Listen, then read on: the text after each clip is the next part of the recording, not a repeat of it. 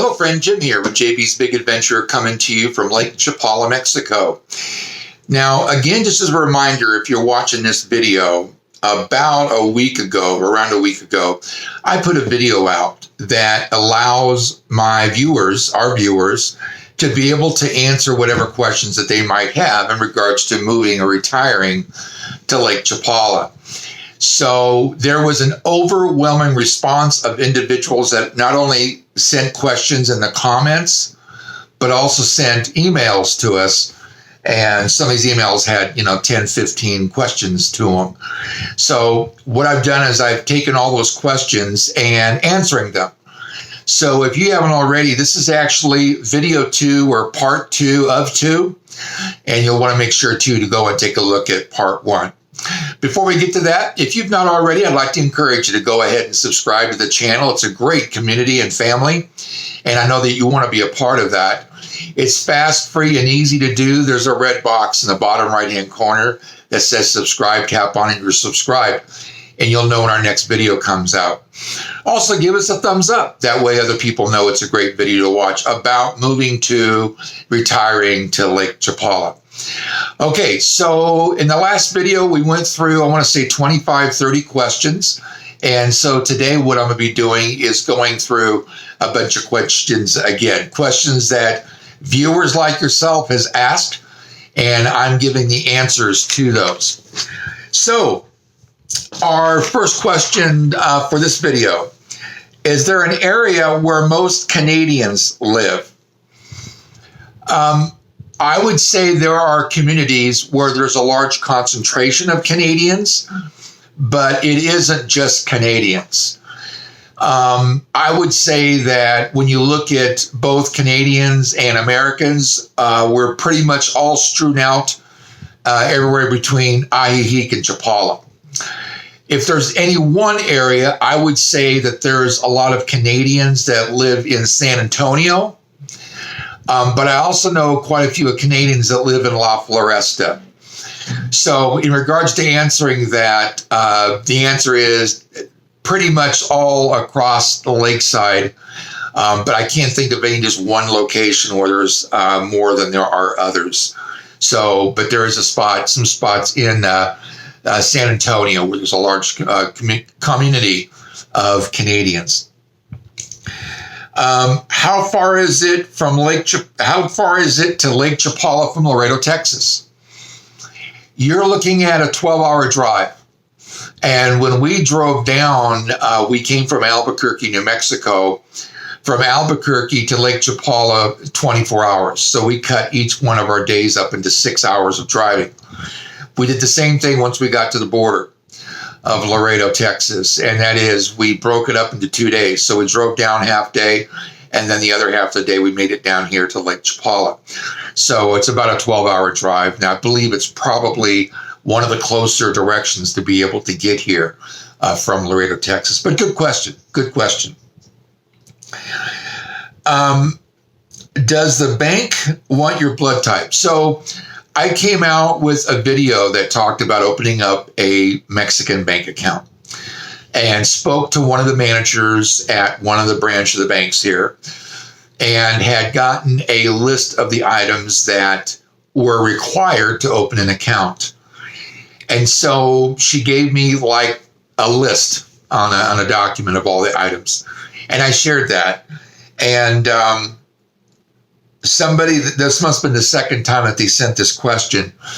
But it was kind of like, is there anything else that they want besides your banking information or your information, contact information? So my conversation with her and the documents she gave me did not in any way look like it was anything different than what would be required in the States. So the answer to that is no, you're going to be opening an account like you would anywhere else, except, some of the numbers and the address and stuff is going to be different. So very simple to own a bank account, to open up a bank account here in Lake Chapala. And the one bank that seems to always come up that's really a lot simpler, it's the simplest bank to deal with when it comes to expats, is the bank called Intercam Bank. And I better let you know there's two branches. As you go into Ajijic, basically like coming from Chapala or coming from Guadalajara, there'll be an intercam bank in Ajijic on the right side of the street. That's not the one that you necessarily want to go to. A little bit farther, maybe a block down, on the left-hand side is a brand new complex, building complex and all. And that intercam bank, if I had to suggest, would be the one to suggest, because they're just a lot friendlier there. A lot friendlier. And they're close touched. The one that's actually the first one in Ajijic is more, I don't know, it's just the personalities are a lot different for one reason or another.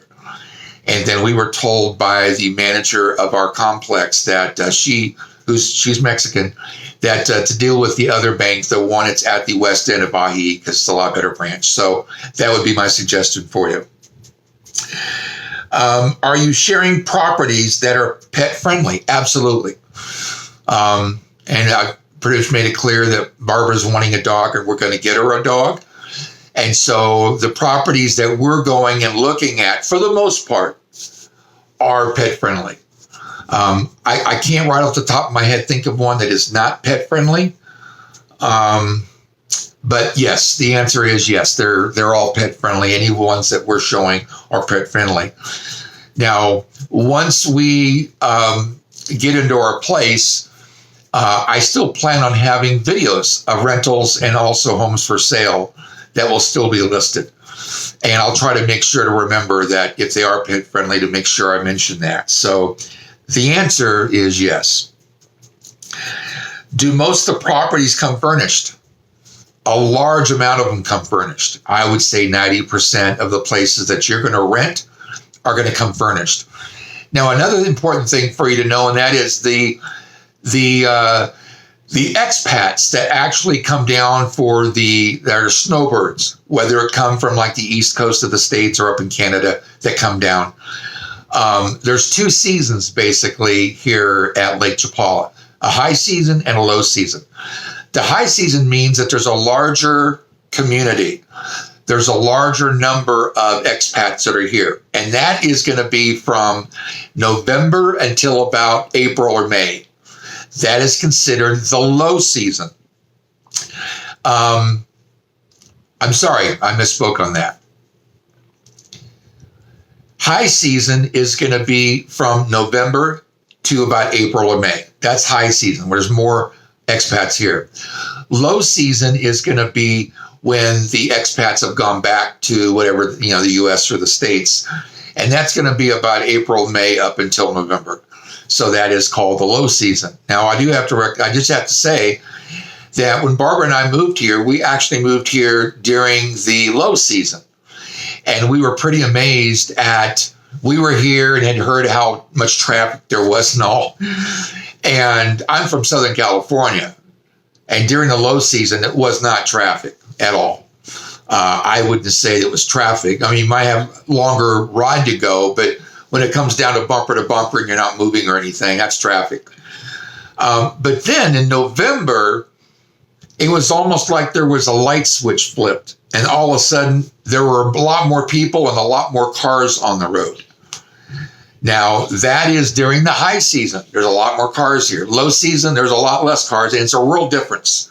And we're noticing that right now. I was telling Barbara this morning, in fact, it's like if there's a big suction and just took a whole lot of people away. That's almost what it feels like. Because even in our complex, where there are a lot of Canadians, there's a lot less right now. You don't see them walking around and talking and doing all the things that they do. So, but yeah, this is now the low season and a lot less traffic. And but yes, most of the properties come furnished, especially if you're renting something for 6 months, like you're coming down and you're renting something from April and May to November. That's the low season. So there's a lot more opportunity of renting someplace in the low season than there is the high season. Because if somebody actually owns a property here and they live, let's say, for example, in New York, or they live in Maine or wherever it may be, where the East Coast, where it gets a lot of snow and they come down, well, they're then going to come down here when, in fact, the snow is in the States, or the same thing in Canada. So most of the properties are already furnished because they leave their furniture in the properties. So hope that helps you out with that question.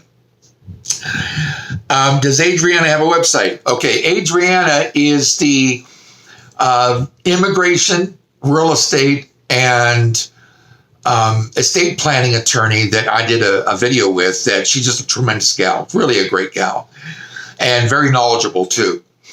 And she does have, what you'd want to do is go to that video, and in the description has all of her information, everything, her address, where she's at, website, phone number, email address, everything is in that video. And if you just look down, it's probably a video from a couple months ago that we did that. So that will give you all the answers for Adriana. Okay, next question. Which communities are considered quiet, relatively speaking?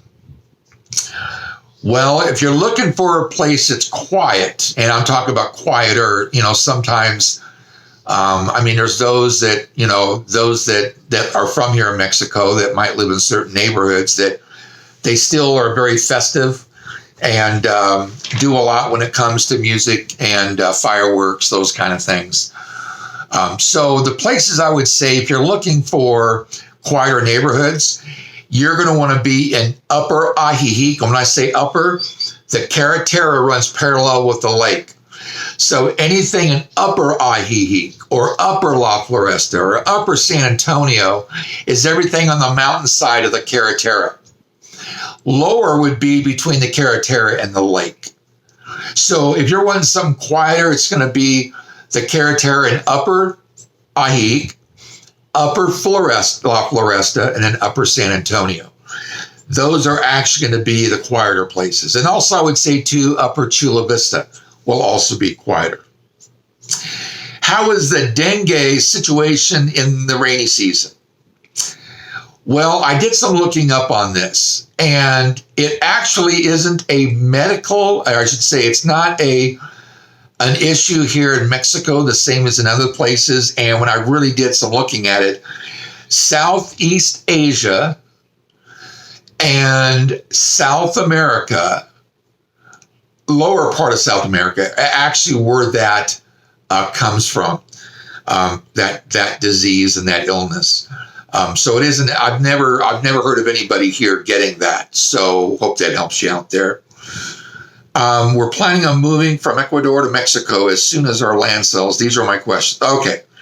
Are there any more conservative Christian communities or evangelical churches in Chapala? Absolutely. Yesterday, I shared that there were like 14 plus churches.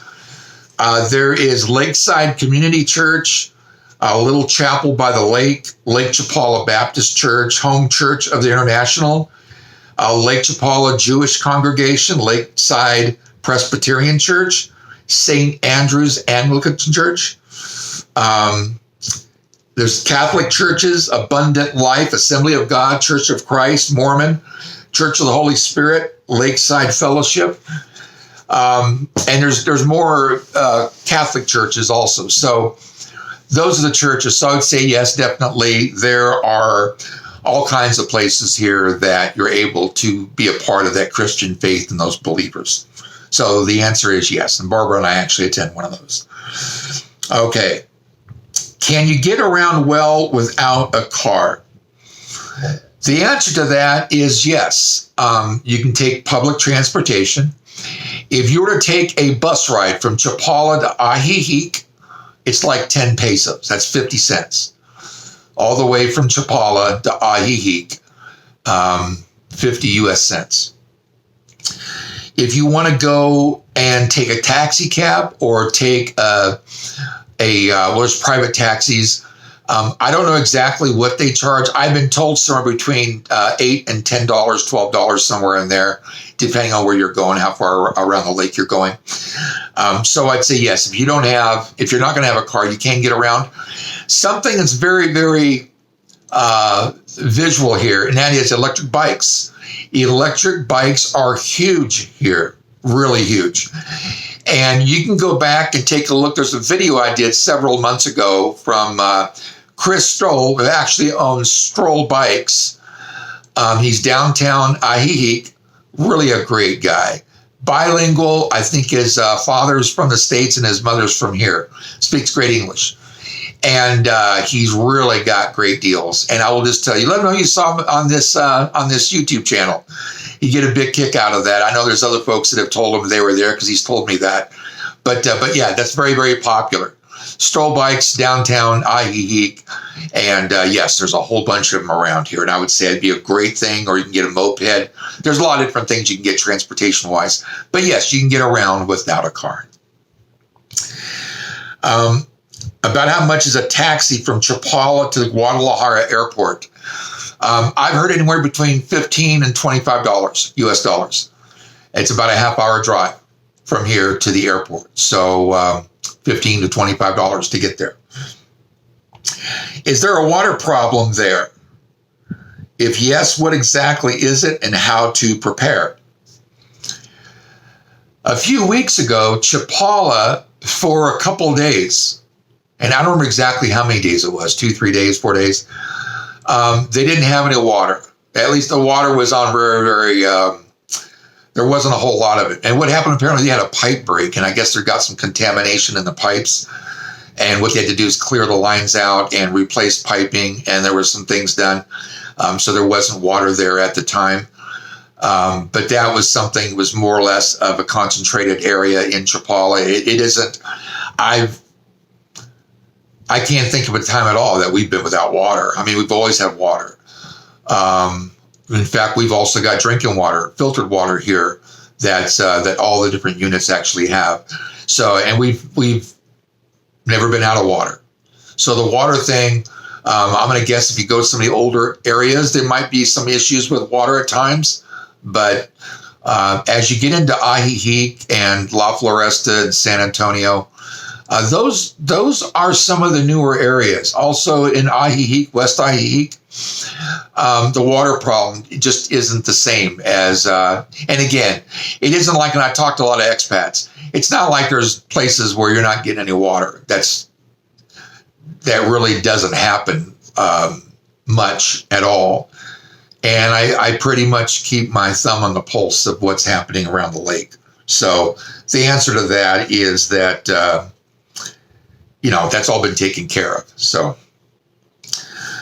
okay, next question.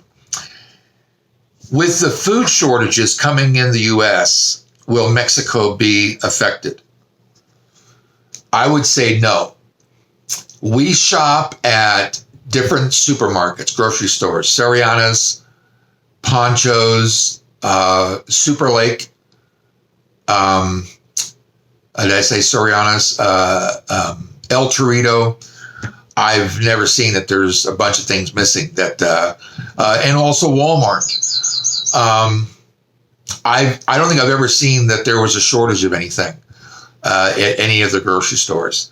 So in answer to that, probably not. Probably hasn't affected the same. Oddly enough, obviously this was just a holiday, and we went to one of the restaurants, the steak restaurant, and they were out of some of the steaks, but because Good Friday was on a Friday, they didn't get their shipment on Thursday. So there were things that they were out of. But for the most part, I've not heard of any kind of shortages when it comes to food items, or been inside grocery stores and seeing empty shelves. So that would be my answer for that. Are conservative ideas and Christian beliefs accepted in Chapala? Yes, very much so. I would say if you can't find one, just make new friends or reach out to one of the churches. I mean, you can literally go to churches at Ajijic or churches at Lake Chapala, and there's a whole list of them. And you can call out to churches. You can, request information. For the most part, they all have English services. But yes, there's all kinds of communities here when it comes to Christian faith. And, and apparently this person was told that they had just moved away from here and there was no Christian beliefs that were accepted. I've not heard that. If you're wanting to come here and you're of faith, I will just tell you that's all accepted here. This isn't any different than any other state in the U.S. that you'd go to, or Canada. I mean, there's a lot of them.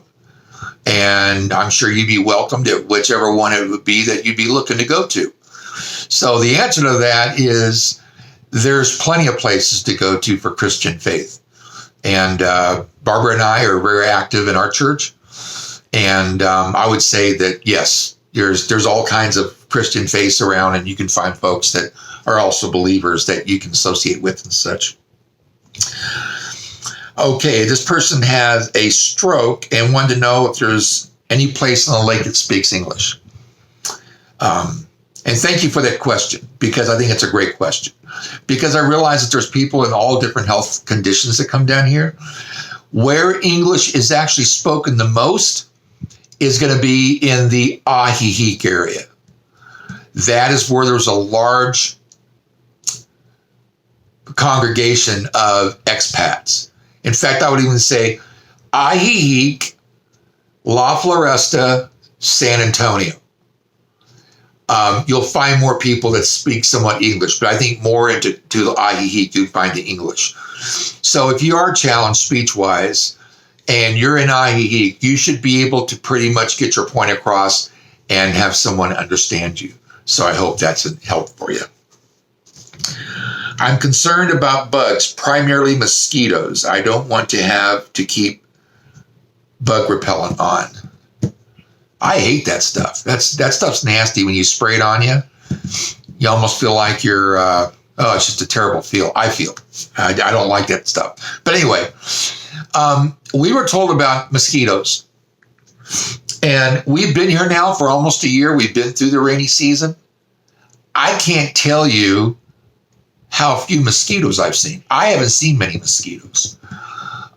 What we do see are gnats. They're called bobos here, B-O-B-O-S. When it rains and there's been some puddles of water and such, you'll see a congregation of them like in the air. But for the most part, there should be no reason why you feel like you got to put repellent on, because it's not like there's a high concentration of them. I've never seen that. You just, it's, where there's a lot of water. There might be more down by the lake at the Malecon, but when it comes to living around lakeside, I've never seen the mosquitoes be an issue. Now, that doesn't mean they're not. I mean, there might be areas I've not been to that have a high mosquito issue, because we were told about mosquitoes when we came down, but we just haven't seen any.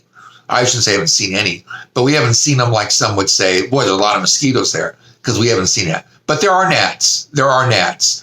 And I don't wear any repellent. I've never really had a problem with them. So I hope that helps you. I hope that's good news for you, that you don't have to be concerned about the mosquitoes the same. Also, do you ever need air conditioning? I know it's high elevation, but still. We are a mile high, a mile above sea level, and it is cool.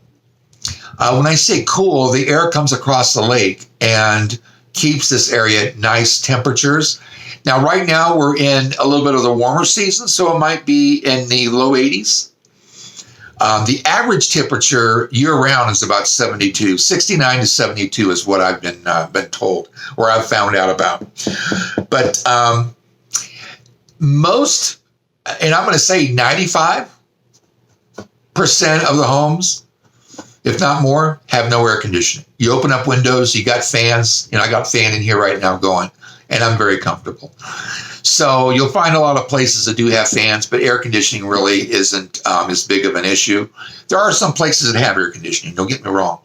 But for the most part, everybody's got fans that they use, have the windows open, air blowing through. So the air conditioning thing really isn't as big of an issue, and it's important of an issue either. So I hope that helps you. And as I said, there are homes you can find that have air conditioning, but very few, very, very few. So, but it does stay cool here, and that's a good thing. What beaches are within a few hours drive? Puerto Vallarta, which is a beach that a lot of people talk about from here, is about a 4 to 5 hour drive from Lake Chapala, going directly to the ocean, to the beach side. So that would be one that's a 4 or 5 hour drive away. And there's some other littler ones, but Puerto Vallarta is the one that, most Americans, most expats probably know of, have heard about. So I would say that that's the type of drive to get there. Did you consider any other high elevations besides Ajijic? No. Barbara had a friend that lived in Baja, and she really was interested in moving to Mexico. And I told her, I'm not moving to Mexico. So a dear friend of mine knew what, financially where I was at. And he said, you know what, there's a place in Mexico you might want to check out. And I says, Mexico? Told my wife a bunch of times I didn't want to move to Mexico. Okay, send the video. So we watched the video. And I was impressed with what I saw. So that's when we came down and checked it out. And it was nice. Sometimes high altitude bothers some people's health. Didn't bother ours because Albuquerque is a mile high. And then the mountain right behind it, San Diaz, is another mountain. It's another mile high. So we did not look at other places for elevation. We didn't come here because it was an elevation. We came here because it's got great weather, which helps with the elevation. There's a lake, just nice living, nice laid back. You can be unplugged and just kind of relax and retire if that's what your desire is. You can do that. Everyone on YouTube talks about how great Lake Chapala is, how it acts as a natural air conditioner, how everyone walks along the boardwalk and made their lives around the lake. Prices of homes going up partly because of the luxury of the views of the lake. This person probably hasn't lived in Southern California. You go to any city or town in the States, and I don't know where this person's from, but in the States, it doesn't matter which one you go to. If you've got a home that's got more of a view, views are premiums, no matter where you live. We came from Albuquerque, and there's parts of town where you're going to pay more because it's up higher and you're able to see more of the city, even at night, and they're more expensive. Here, if you're up into the hills and you've got more of a view, sure, it's going to bring in a premium. And I'll share this. If I had to figure out what the average place here rents for, the average home, average, it's probably somewhere between maybe 800 to 1,000. Don't get me wrong. There's plenty that are higher than that. But we've got friends from church that live in a house that's elevated, beautiful pool, beautiful lake view, and it's a multi-million-dollar home in the States. And here it's well in the millions, and they're paying $1,400 a month for rent. That's, if you saw this house, you know what I'm talking about. It's beautiful. $1,400. So if you're moving here and you're going to be able to have a view of a lake, you're probably going to pay more. But again, it isn't any different from anywhere else. Now you're going to find that rents here are cheaper than they are in the States for the same kind of house. But when it comes to view of the lake, yes, they're going to be a little bit more of a premium. But it's not like it's out of everybody's reach. And it might very well be that $1,400 is no problem for you. I've got a friend of mine that he's paying $3,000 a month. $3,000. There's people I'm sure pay more than that. And he's right on the lake. How much closer can you get? The lake actually rides right up into a block wall, cement wall. There's his pool, his grass. Right there at the lake. $3,000 a month. So it all depends on where you're coming from. Expensive can be different to different people. If you're living on $1,000 a month Social Security check, $300 is probably a lot for you to pay for rent, or $400, $500. But to somebody that's living on 10 grand a month or 15 grand a month, $3,000 a month isn't a big deal. Especially if you've got a business, especially if you use it as a tax write-off. There's a lot of things that can be done with that. So I'd say it's the same. It's the same as anywhere else. When it comes to living higher up above the lake, so you got a view. That's a great thing. Again, we're a mile high. It's nice and cool. It's a great breeze here. We're close to the lakeside living. It's great. That's why a lot of expats are fleeing here. It's because of the fact It's the #2 climate in the world. In the world, not in Mexico, but in the world. We live at Mexico's largest freshwater lake, is where this is, Lake Chapala. So it's a place where a lot of people come to. There's a lot of Guadalajarians during the weekend that come down here. So it's a great place to visit or to live. Very, very nice. So I hope that that answered everything for you. Oh, and something else I would share with you too, that I mentioned to you about the low season of the expats being here, and then there's a high season where they leave. At the low season, there's about 20,000 expats, those from the United States and those from Canada. And then in the high season, it's somewhere between 20 and 40,000 expats here. So there's a big difference. But so here's what I would say to somebody. 20,000 people can't all be wrong living here at Lake Chapala. 30,000 people, they can't all be wrong about living here at Lake Chapala. 40,000 people. I mean, just think about it. There's a reason why people are coming here. I realize that, the governments in both countries, is not in tip-top shape. There's a lot of stuff going on, and you don't have that here. You're not going to have the crime rate here like you'd have elsewhere. You're not going to have the traffic here like you've got elsewhere. You don't have to live in a place where you can see what you're breathing. That means smog. Don't have that here. I mean, it's just a wonderful place to be and to live, to retire, to relax, to unplug. So hopefully that helps answer that. So that's, I've got a few more here. I hope this is really helpful for you folks. I hope you're getting something out of this. I hear that Lake Chapala, I hear that the lake is poisoned and contaminated. That's a great question. There is a waterway that actually has water coming from it into the lake. And I understand that it is not a real clean type of a lake.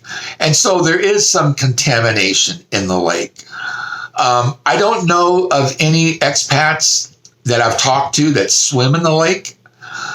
There's videos I've done with kids playing in the lake and adults in the lake having a lot of fun. The boats are going back and forth from the couple of islands that are here. But there's adults that fish here.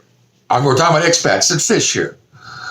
Which I'm guessing they're fishing for carp, because that's what I've been told is actually in the lake. In fact, I've shown some videos that actually have pictures of the fish that come out. Fishing or paddle boat or canoeing, those kind of things that are in the lake. They do that. I've seen boats on the lake.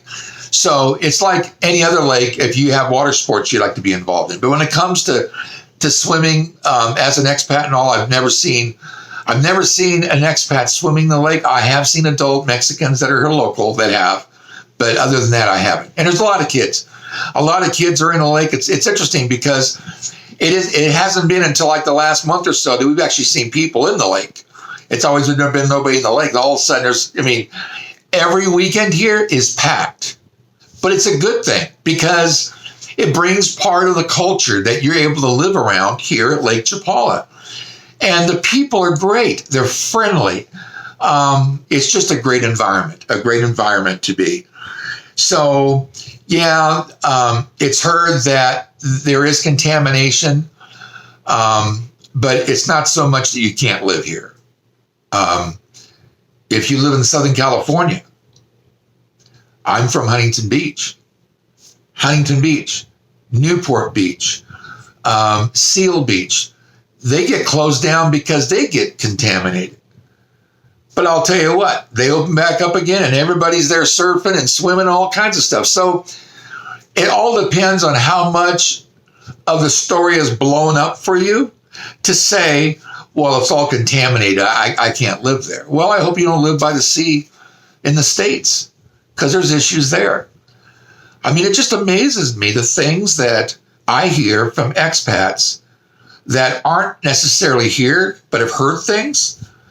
And it's amazing. It's amazing. It's like when you move from the States to here, it's the same thing I shared about crime. I had my cell phone out yesterday and I was looking for something, and there was a whole bunch of stories about shootings in the States yesterday. And I'm thinking, I haven't heard of a shooting here at all. We've been here now almost a year. There's only been 3 robberies. I shouldn't say robberies. There's been 2 thefts of somebody taking a purse off of a chair, and the other was a bag that was actually stolen that was on the outside of a tennis court that this gentleman just forgot to bring it inside the tennis court. So those are the 2. And then I know somebody that there was a burglary, but they were at church when it happened and there wasn't much that they could take. So, but that's the most I've heard in 12 months. 3 crimes. I haven't heard of any kind of a shooting or killing or stabbing or anything here at all. So again, it's just a great place to be. I see children, adults playing in the water. Okay, well, just like I'd mentioned, happens all the time. I mean, kids are in there playing. Again, it's locals. It's like the locals are the ones that eat fish out of the lake. I don't know of anybody that's died because they eat fish out of the lake. They do a lot of it here. They fish a lot here to help support their families. So when it comes to the lake and such, I haven't heard of any problems. There was a question somebody was asking. I might have already answered it. So when it comes to playing in the water, there's adults, there's expats that actually play in the water. What I'm talking about is boating. There's those that do fishing and canoes and stand-up paddle boards. There's things that they do here water sport-wise. So that might be something that helps you. I hear that people are eating fish in restaurants that come from the lake. Well, I spoke about that yesterday, or I should say in the last video. Must have had that question again, so I printed these out. Yes, who eats the fish out of the lake? Locals do, not expats, locals. But they're accustomed to that. They live here. This is their country. They've probably been raised with it. The locals, the Mexicans, they don't get, if they drink the water here, they don't normally get Montezuma's revenge. You come here for a visit, you drink the water, you're probably going to have Montezuma's revenge. That's diarrhea if you don't know what Montezuma's revenge is, because of the water. So, because people are aware. I mean, again, I've done several or quite a few videos with restaurant owners that serve fish. I'm always asking them questions, and Barbara does too, because Barbara's from back east, and she knows what it's like eating fish right out of the sea, and lobster also. And so I couldn't tell you of one restaurant that actually serves the fish that come out of the lake at all. The conversations, I mean, there's one place here called La Paseña. One of their specialties is fish. He gets all of his from Guadalajara, or he gets it from Baja up in the Pacific Ocean. So nothing comes from the lake. I don't know of one restaurant that serves fish from the lake. So I hope that's peace of mind for you there. Really, how dangerous is the lake? I wouldn't say it's dangerous. Kids are swimming in there. There's adults, local adults that are swimming in there and having a good time. I guess it's all as dangerous as you make it. There are expats that are part of like canoe clubs and stand-up paddle clubs and fishing clubs and all. So I don't see the lake as being dangerous. I've checked on things online about the lake, and there's no place I've seen that the lake is so toxic, stay out of the lake. Nowhere. I've never seen anything like that before. So what I would say to you is if you have desire not getting in the lake, then don't get in the lake. There's lakes in the States that you are warned not to get in the lake, but I'm sure people camp there and do all kinds of things all the time and fish. So when it comes to hearing that the lake is dangerous, it depends, I guess, what dangerous is to you, but People say that smog is dangerous, but people still live in states that are high concentrated smog. So what I'm just saying is it isn't something that's dangerous. I've not heard of anybody getting sick from it. So that would probably be somewhat up to you in regards to what you're looking for. But I would say no, it isn't dangerous. Are people being exposed to poison when the heat evaporates fumes from the lake?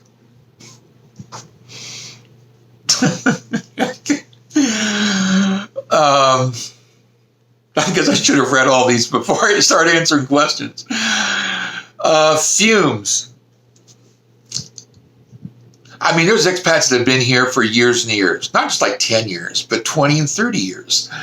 I've never heard anybody saying anything about the fumes and how dangerous they are or how people are getting sick with it.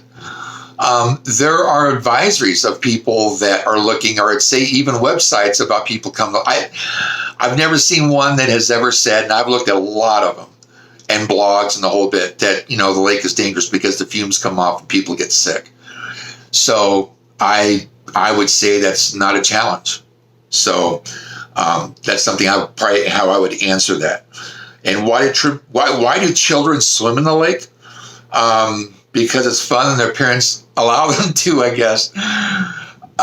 Again, it's like families here eat fish out of the lake. Well, I'm vegetarian, so I don't eat fish, but there's folks here that are part of fishing clubs that fish in this lake.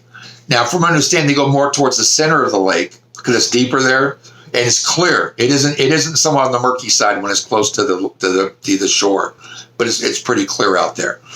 So kids swim in the lake because they're kids, and that's where they want to they want to play in the lake. Just like others in the States, same thing. So if you are a parent and you were asking about your kids, I would say to you, unless you saw something that says you can't be in the lake, I don't see a problem with it. I mean, again, I don't see expats in the lake. I see a lot of locals because they're used to it. They were raised with it. It's something been around all this time. And so it isn't a problem to them. So that would be up to your own discretionary thought of swimming in the lake. Who ensures that local restaurants aren't serving the contaminated fish to its local residents?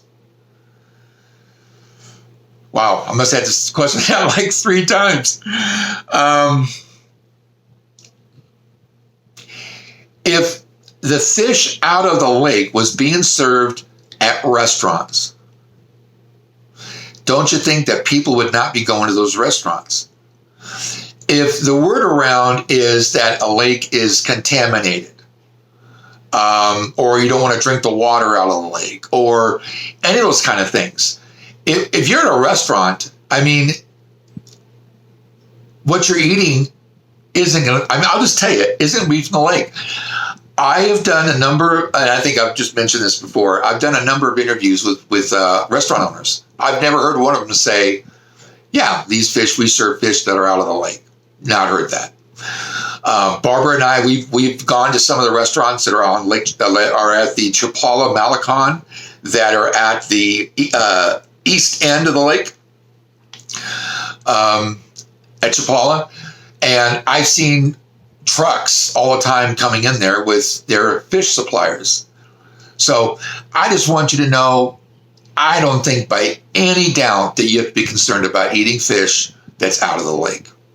I'm pretty certain that there's real care taken for that. Are there honest health departments in the local area? I'm sure there's a body of individuals that work on making sure that the area is healthy to live in. I think that there was a high concentrate of something that was damaging or hurtful to people, I'm sure it'd be something you'd hear all over the place about. I mean, as I said, Guadalajarians who live an hour away, this place really swells with people on the weekends because they come down with the kids. It's fun at the lake. It's relaxing. It's laid back. They get to decompress. They get to unplug from their busy lifestyle in Guadalajara to come here. Same thing with anybody else. I would say that there's probably a department that deals with safety at the lake. Remember, the expat community brings in over $500 million to the community, to Lake Chapala. And I'm sure that they want to make sure that there's no bad scenes, no bad news about living here. So more and more people will feel comfortable about being here. So hope that answers it for you. Are cancer rates higher in the Chapala area compared to the rest of the country? I can't see that. I don't know. I've not met anybody that's had cancer. Now, I've had doctor's appointments. Barbara's had doctor's appointments. We're around other expats. I've never heard of one person that has cancer here, especially if they've gotten cancer because of the lake, being Lake Chapala. I haven't heard of that. I don't think. I would not see, the medical services here, medical care is really inexpensive. So if somebody's having an issue, I'm sure they're going to get, medically taken care of. But I would say to you, I wouldn't say there's a higher degree of cancer here at all. And I'm pretty health-minded. And if I'd heard something like that, I would be, my antennas would go up and I'd have concerns. But it's not been something I've known anything about or heard about from anybody. Again, we've been here almost a year, so we've talked to a lot of people about Lake Chapala since we've been here, and it's an amazing place again. I would say people come here probably to get help with cancer. Got a good friend of mine that lives here. He beat cancer living in Mexico because of the care, and he was able to get the right people working with him, and he beat it. So I think this is a place where people come to get care for cancer, not that they're getting cancer here and then there's challenges. So I hope that's helpful for you. Will home prices crash if it turns out the lake is much more dangerous than people were misled to believe? Here's my answer to that. Why are people flocking to Lake Chapala? Why are expats coming to Lake Chapala? They're coming because there's medicinal value. They can be here and be in a very, very tranquil place. It's a beautiful place. There's beautiful people here. It's a wonderful environment. And that's why I would say prices, they're not in a crash. A good friend of mine that we've made good friends with, and that is Raul Gonzalez. He's from here, and we've had conversations about those kind of things. And prices aren't crashing. Prices are actually increasing. In fact, I'll share this story with you. We have a good friend of ours that's actually moving here from Virginia. He came down, they looked at properties and such, and found a property that they liked. So this was a property that they put their house on the market in Virginia to buy this house. Well, it turned out that when the deal was starting to be done, the homeowner all of a sudden said that they were actually going to increase the house price by $173,000. Yes, you heard that right. I don't know what the initial amount was, but another $173,000. The Raul, who actually sold that house 12 years ago to the people that own it, had said to me that the house isn't worth that. There's no way that it will sell for that. So that would be an inflated price, big time. But I will tell you, I don't see the market here crashing at all. There is a higher demand than there is I would say it's almost like there's not enough houses to go around. I'm trying to think of the word for that. Inventory. There's a higher need than there is inventory. One of the things that drew me to Raul was the fact that he was listed in a magazine that's here close by, here at Lake Chapala, that actually has all the realtors and the houses that are for sale and all. And I picked up this magazine and I saw Raul's page, and all the houses he had in there had the word sold on them. Now, that's one of the reasons why I searched out to find him, to be able to have him as somebody that can take care of those individuals that come here that want to talk to a realtor and all, because he knows the place. He's been doing real estate for 18 years. He's from here in Mexico. He's bilingual. And he knows if somebody's coming down here and they want to know about a certain area and what's it's like about the building and how the things are built. And I mean, he shared information with me. I can't remember all of it, but the way that the bricks are stacked, and there's just a lot of things. He would know. And I will tell you, I think in that case, and I've only heard one other, that there's been a price increase. But I think it's those individuals that are they okay to ask whatever price they want? Yes. And some people might just not want to sell it. That may be part of the deal. I don't know. But I would say that I don't see prices crashing here at all, because prices have always had great value to them here at Lake Chapala. These are concerns that I should have. We decide to retire at Lake Chapala. I can tell you, low season, 20,000 expats. High season, 40,000. I want to say that I read somewhere there's like 1.2 million people that live in Mexico that are expats. Americans, I believe. I believe it's an American number. 1.2 million. So 40,000 of those here at Lake Chapala, that says something. I mean, there's a reason why people come here to relax, retire, and unplug and such. So if that's a question of yours or a concern, there you go. That's the answer I can share with you. Are there Bible groups, Christian ministries, and other fellowships in these towns? Absolutely. Absolutely. Pretty much whatever faith, I would almost say whatever faith you might be, you'd probably find a church or a gathering of people that are of that faith that you can be around. Because this isn't anything different than the States. There are churches here. People go to the church. You come into town. I mean, it's granted, the church, those that attend are in their older years, because a lot of expats are here that are retired, 60s and above. So that's what you would find. And the church might have a Spanish ministry also that would be more the young people and locals. So you'd be able to find a Bible study that's here. Definitely. Was wondering about church services in English and what denomination were there.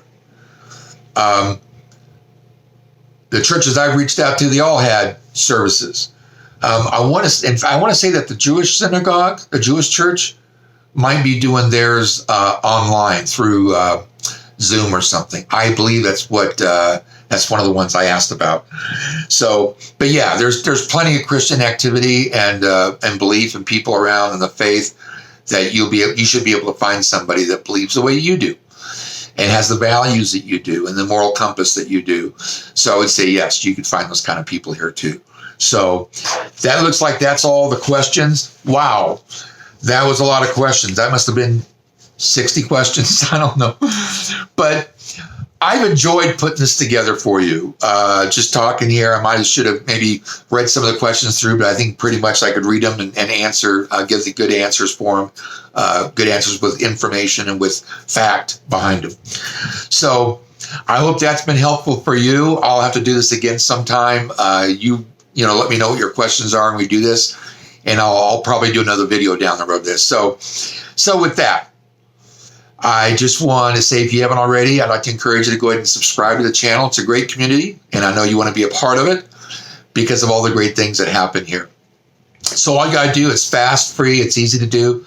Bottom right-hand corner, there's a red box. Tap on it, and you're subscribed, and you are a subscriber with the channel. And you'll know when our next video comes out. Stop by, comment, say hi, leave a question. Is there a video you'd like to see sometime? You can put that there. Also, if you would like, you could also hit the bell, because what that's going to do is give you immediate notification of when the next video comes out, and you don't want to miss our next video. So with that, thank you for being a part of the channel. You have an incredible day, and we'll see you on the next video.